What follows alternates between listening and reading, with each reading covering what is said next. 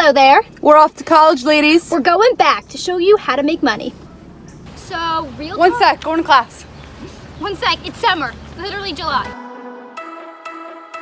So one of the best ways to make money in college is kind of common sense, which is why it boggles my mind that so many people don't do it. And that's scheduling your classes in a way that allows you to work.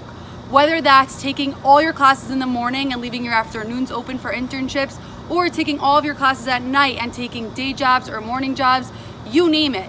There are ways to do it, and there's no reason why you shouldn't. There's also no way to make money in college unless you have the time to work. And college is a magical time for so many reasons, but like my favorite part of it is the fact that for the first time in your life, you get to schedule your classes however you please. If you hate the mornings, guess what? You don't need to schedule classes at 9 a.m. Like, I like 9 a.m. I'm a morning person. I'd rather start my classes at 9 a.m., go until 2, 1, however early I can get out, and then work afterwards. But everyone is different, and everyone has their own preferences about when they want to be taking classes, and guess what? You get to choose. An ideal schedule would be something along the lines of giving yourself enough time to make sick money and having great hours for jobs and internships. So that could be from, let's say, 9 a.m. to 1:15 in the afternoon. Take your pick. But if you were me, or if I were you, what was it? If I were you, that's what I would do. So that I have from, let's say, 1:15 till 6 o'clock at night to really get a great job. There are some times when you just don't have control over your schedule. This happened to me last semester. I really wanted to make my schedule, like Liz said, from 9 to 1, but there was a class I needed to take from 3:30 to 5. So what I did is I took that class and I stacked up all my classes on 2 days of the week. And then I was completely free Tuesday, Thursdays, Fridays, and I interned full days on those days. And it turned out to be amazing. Hard to take all your classes in 2 days, but it was a good experience and it was worth it. Listen, it's kind of hard to say that throughout your entire college experience, you'll always have autonomy and control over your schedule. You will. And as you get closer to finishing your major, there's gonna be classes that you have to take and there are no alternatives, no other options but that time slot. And that's okay, just try and salvage what you can. So real talk, making your schedule conducive to having work hours is just half the battle, because even if you have the time, if you don't have the internship or if you don't have the job, Worthless. What totally are you doing? worthless. And that's why our next tip is all about getting paid internships in college. And we hope that this isn't stressful for some of you, because yes, they don't fall from the sky, they're not easy to get, but when you do get them, and we're gonna talk about how to, 1, they pay, check. 2, they're an internship and they're bringing you one step closer to clarity in your career, what you wanna be doing. Tell them about your internship. Okay. Well, basically, speaking of clarity, my internship, my first year of college, really brought me to it. I started college and I was loving my accounting classes. I'm like, I am gonna be an accountant, like guaranteed. Heck yeah, intern at an accounting firm. Guess who doesn't like accounting? Well, it's not me because I'm still majoring in it. Well, I figured out really quickly while interning during tax season that that's not what I want to be doing with the rest of my life. And it was such an amazing experience because 1, it was paid, awesome, so it wasn't even a waste of time. And 2, it wasn't a waste of time because it brought me one step closer to realizing what I do want to do, which by the way, I'm not even sure yet, but I'm just trying to get a little bit closer. So just to keep my track record in check, I feel like I have to compare this to relationships, since in the last fun video, I also compared it to relationships. Every guy you date brings you closer to your soulmate. It's just a fact. You might think, you know, I really want a guy who's X, Y, and Z. Like Tali was like, I think I really want a job in accounting. So she went out with a guy who was X, Y, and Z. She went for an accounting internship. And guess what? She realized that she hates accounting. Okay, not hate, like it wasn't that strong. She just realized that accounting wasn't for her. And you know what? Maybe she realizes that... Why are we giving relationship advice? If you guys want relationship advice, email us, DM us, we'll give you some. But in the meantime, back to internships. When it comes to getting paid internships, let us just say that the internet is your best friend. I have gotten every single internship, I think, off of like Indeed.com, Glassdoor, make a LinkedIn, full course and all of that to come. But just keep on applying and apply and apply, and guess what? If you don't hear back, apply. And you will eventually hear back from one, you'll interview, you're gonna kill it because you're gonna know everything to say from us, and you're gonna get that paid internship, and you are gonna get one step closer to becoming a millionaire. Heck yeah. And knowing what you want to do, which is so important. So if you are in college right now, log off this video, go on Indeed.com, whatever website you want, and start applying to 10. Literally, I applied to 100 before I got an But answer from one. don't be discouraged if you don't hear back. Just Keep on keep applying. applying. Apply. It's like Dory. Like, keep on applying. Keep on applying.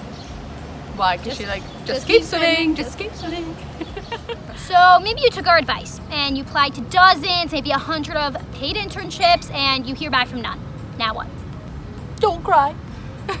But actually, we have another idea for you, and that is working for your school, especially if you go to a suburban school. Listen, get over yourselves. Be the librarian and say the book you are looking for can be found in the fiction aisle, okay? Or you can get maybe a little bit more of a glamorous job being a TA. I was a TA, great experience doing research for your school, working for stores on campus. Also, if your school has a sports team, they always need athletic help. I can go into it, but you could also just DM me for the info. And working for your school is one, way less competitive, two, hopefully pays minimum wage around where you are. And if they're not paying minimum wage, Think get it's- out there. Get out of there. You at least deserve minimum wage. yeah, you can get minimum wage. I mean, it's illegal not to be paid minimum wage. Listen, every single school has career guidance. Go to your career guidance center. Do not be ashamed. You should all be there getting your resumes checked and They're getting your literally my best friends. I'm not kidding. getting your LinkedIn updated and whatnot, and ask them what opportunities there are, not just outside of your school realm, but where you are right now. Like, the location doesn't get better than where you go to school. By the way, do not ignore every email your school sends out. I know a lot of people do this, but there are some golden gems in there, like amazing opportunities. Archive. But if you look, you might see amazing opportunities. That's how I got the opportunity to be a TA for a class. Also, that's how we found out about that $125 focus group to tell our school. You know, I didn't get into it. I You didn't didn't? qualify. So awkward. Maybe because she's an overachiever, you know? Her expectations are just too high. So, working for your school is an amazing option out there, especially if you go to a more suburban school where there aren't as many opportunities available. But if you don't want to work for your school and maybe you want to make a little bit more money, don't worry, we've got your back.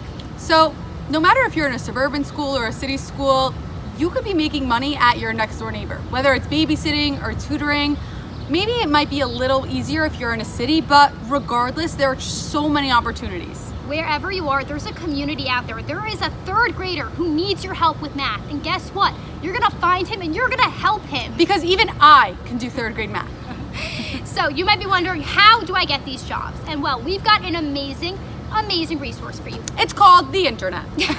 But even easier, there are apps on the App Store like Urban City, City Sitter, that literally, I think they charge you $15 to become a member for a year, and they let you join a community of moms in your area or dads that are looking for babysitting help, tutoring, and that just opens the doors for so many opportunities. And while we're not pro paying for apps, you're gonna make this 15 bucks back Less than an hour. so quickly, and it will be so worth it. So get on it. Personally, I've gotten dozens of jobs from these apps and they're amazing. And another tip is to, wherever you are, join the Facebook mom group of whatever city, community you're in. There are always moms posting, I need a tutor for my third grader in math, I need a babysitter for tomorrow night, I need a babysitter just for date nights. Guess who has the time to do a few date nights? You do. So get on those Facebook groups, post about yourself, answer their inquiries, and you will see so many opportunities come from that. The next tip I want to give you girls is you might be the first one of your friend group to watch our videos, and we applaud you for that. And while we do obviously encourage you to share what you are learning with your friends and let them know that they should be watching these videos too, before you do that, see if you can monopolize all the babysitting around you. See if you can get a whole pool of mothers and fathers who need babysitting. And then Build those connections. yes, and then what you can do is you can have, let's say, 2 moms who email you at the same time saying, I really need a babysitter tonight from 6 to 12 o'clock. And you're like, I'm double booked. What do I do? Guess what? You can refer a friend, and this is a little greedy, but, and if they're really your good friend, you don't have to do it, but you could take a commission on the commission that they'll be receiving. So let's say I give Tali a job and she makes $20 an hour. I'm gonna tell Tali, for every hour of babysitting you do, $2. I want $2. I probably wouldn't because that's rude, but there are people out there who want babysitting jobs and they are willing to cut you 10%. And listen, $18 an hour is not too shabby. Okay, reality is, it's college, all right? You girls are gonna be drinking, hopefully responsibly, After you're hopefully 21, with a 21 ID that is your own, okay? Let's just. We are pro that. We are pro that. We are not looking for any lawsuits over here. But if you are over 21 and can give up maybe like a week or a few weeks to get your bartending license, you can make some serious cash. I think it's called mixology. Actually, I think it's called mixology. It gives great cash. Tips. Yeah, tips are huge, especially if you like bat a few eyelashes here and there. Okay. Also not encouraged. Okay, scratch.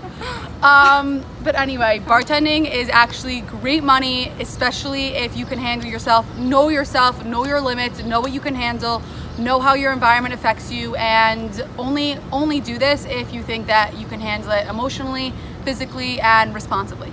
Beautiful. But if you can't handle it, there are so many other opportunities out there. Liz has spoken about this a lot, but lifeguarding, we always say this, it's just such a good way to make money. Lifeguarding, giving private swim lessons. Guess what's always in style?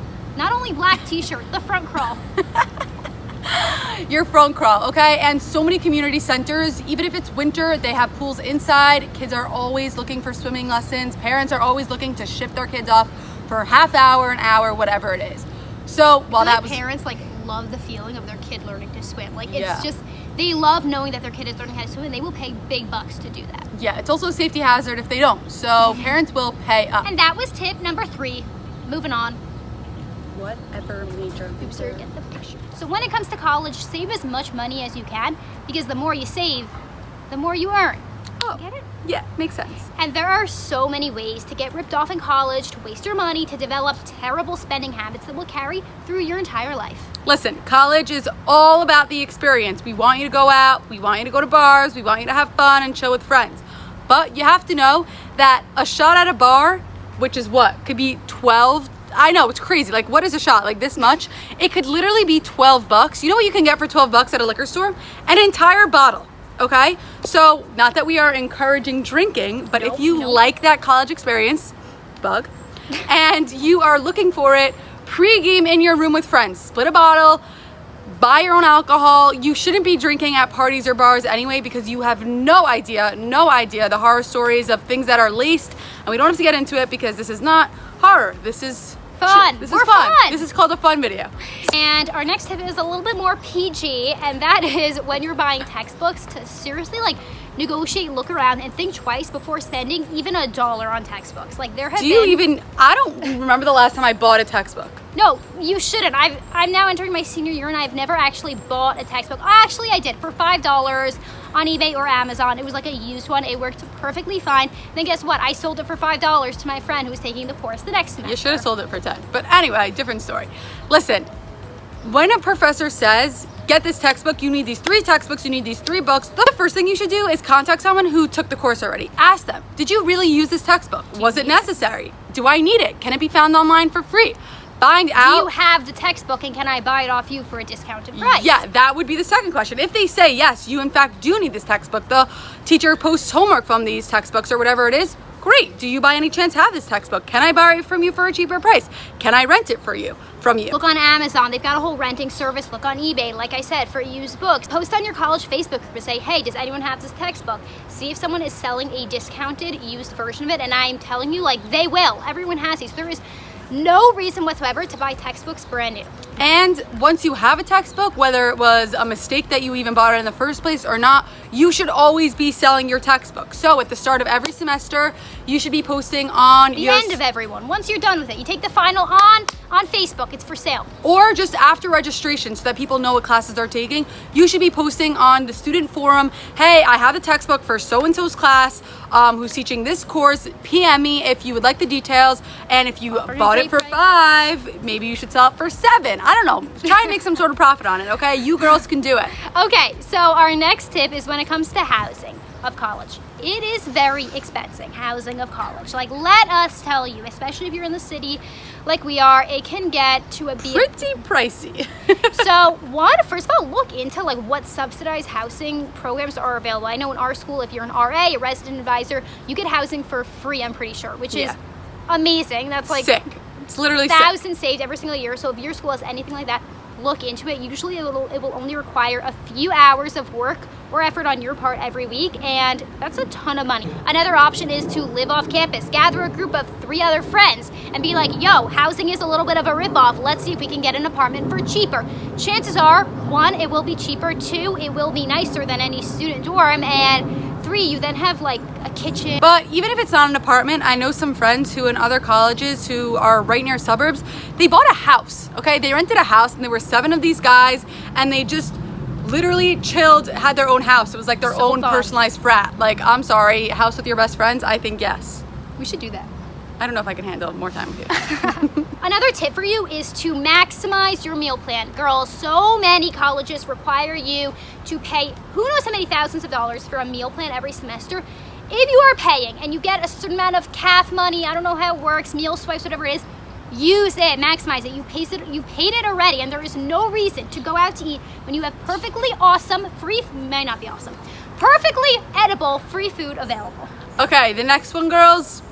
It's time to learn how to use public transportation, okay? These babies are my best friend. They come very close to my credit card, okay? You know, taking an Uber could cost you up to, I don't even want to know, it depends where you're going. But let's say somewhere that Like could... 10 even, that's $10. $10 versus $2.75, okay? Okay, listen to this. I came back from a trip and I wanted to go straight from the airport to my dorm, okay? I could take the subway for $2.75, or I could take a Uber for $75. So why don't you guys guess which one I took? Obviously, the public And guys, transportation. public transportation is so scary, especially when you get to college. It's so much easier to just push it out of your mind and be like, it's fine, I'll Uber, it's $10, it's $13, who cares? Or you know what, I'll Lyft, maybe it's like a little better. It's like not that much better, guys. $9, whatever it is. Like, you're just pushing off the inevitable. You will need to learn how to use public transportation next to your college. So just on your first week there, dedicate a day. When I got to the city, I was like, I have no idea what the metro system is. What's the 1 train, the 2? I have no idea. So I took a few hours and I went around with a friend and we learned the subway system. And make it fun, turn it into an adventure. But girls, make sure, especially because we're girls, that you're being safe and that you don't walk with 2 AirPods in or looking down at your phone, because there are things that can happen. It could happen in an Uber, but especially on public transportation, just make sure that you are aware of your surroundings. And then public transportation is A-OK, your best friend. So those were all of our ways to make money in college. We hope you guys enjoyed and maybe learned something new. We hope you not only learned something new, but that you're gonna apply these new things to your life. And again, email us, DM us, let us know if you found any of them helpful, if you have any of your own tips that you want us to include in another video. Thank you so much for watching, and we'll see you in our next video. Bye.